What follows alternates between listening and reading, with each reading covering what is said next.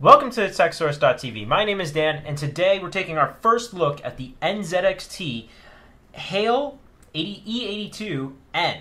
Now, the N stands for non-modular. This is the 750 watt version of it. You can get it in 550 watts, or you can get it in 650 watts. We have the top of the range model, which is the 750 watts. So I'm really, let's start with the exterior styling of this. This is kind of got like a neat gray box. It's got all your specs, all your different cable outputs here on the back. Some information about it. We'll go more about that in a second. A little bit of information about that. So let's start from the front.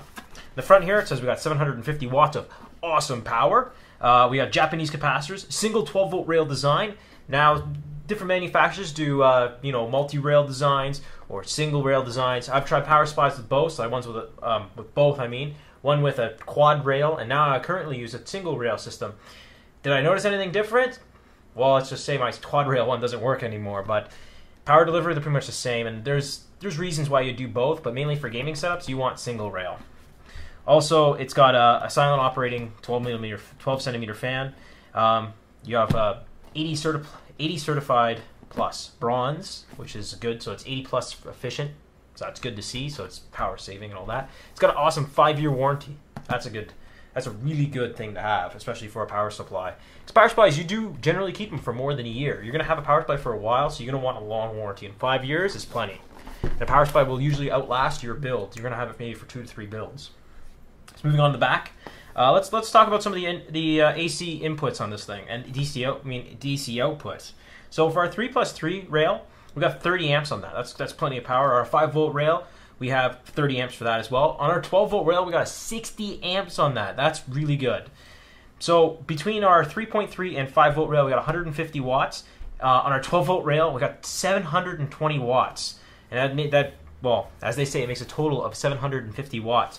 Now that's 750 watts, pretty much like an RMS, like when a speaker would work. If you get an RMS, not peak power. This is true power. So it probably peaks a lot higher because that's why you got 150 and 720 for your 5s and 3.3 and 12. But this is it's got a current 750 watts. So anything else? I'll show you all the different outputs we got there. On the back, on the side here, it says acoustic noise. The loudest power supply will go up to is about 38 decibels. But on typical load, you're looking at about 50, 60. You won't even be cracking 30. So it's going to be super silent operation, it looks like. Power efficiency, you're always staying in, you're near the 80s. It's looking like on the side of this box, so that's really nice as well. And it's got some features in all different languages. So let's go ahead. Let's crack the box open. Let's see what NZXT includes in their power supply. So, also another note of mention for this power supply, I guess you guys would be interested in, is it comes in at a really wicked price as well. Sorry, I can't speak tonight. Comes in at a starting price of $104, so that's not bad for the 750 watts. We got some foam. Had the nice little window here, so you can actually see the power supply. Got some more foam in here. It's a pretty basic packaging. So it's a non-modular power supply, as I said earlier. Probably a lot of you do like modular power supplies. They are nice, but they do come at a premium cost.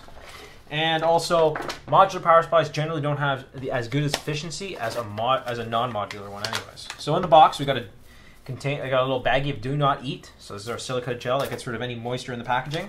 We have a user's guide that will explain explain your warranty, how to install it, things like that. So that's good to have if you are a newbie to installing your power supplies. Comes with a power cord. Pretty standard thickness, looks like a decent length. We got a couple zip ties, 4 black screws to go with your black power supply. Very nice. Nice box too, really clean, easy to open, not too much packaging or anything like that, so I like that.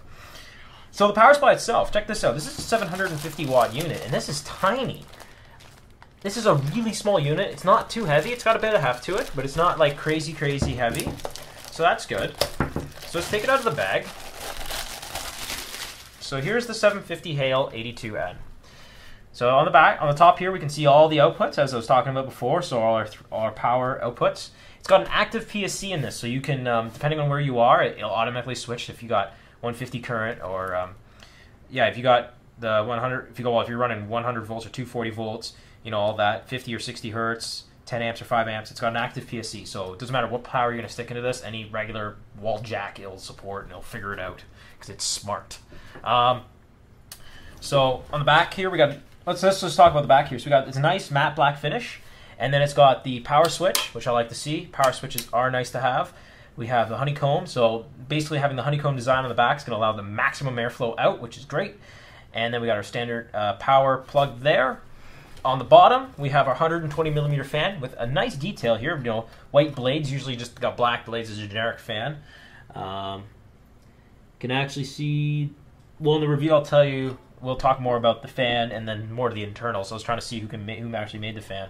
But we also have the nice NZXT logo here, right on the center of it. So peel that off, nice and glossy. So that adds a nice touch to it.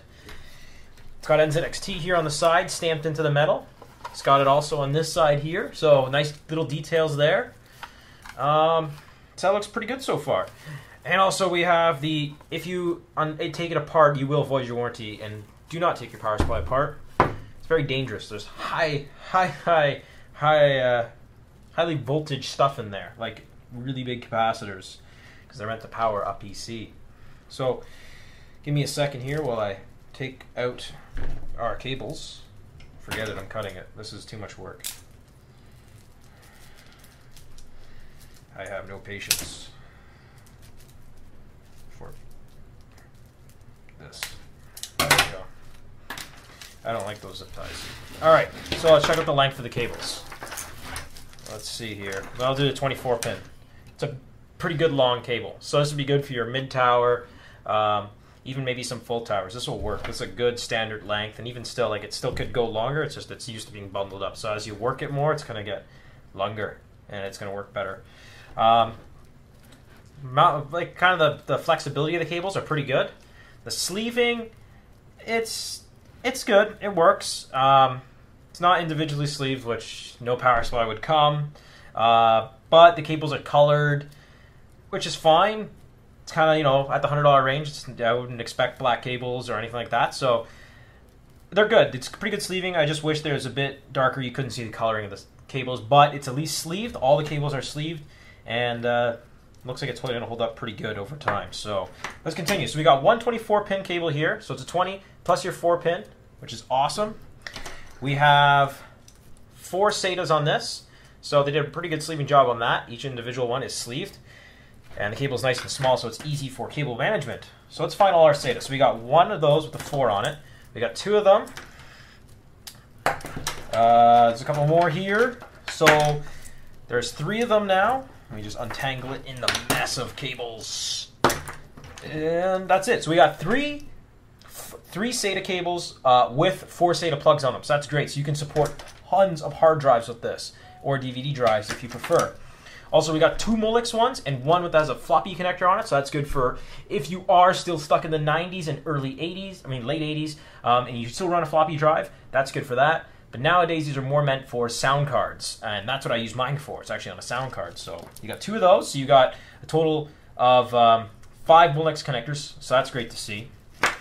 And then we move on to our video card power. So we can do a Crossfire or SLI setup with this. And both the connectors are 8-pin connectors. So we got our 8-pin, and then we got our 6 plus 2 pins here. So that's great.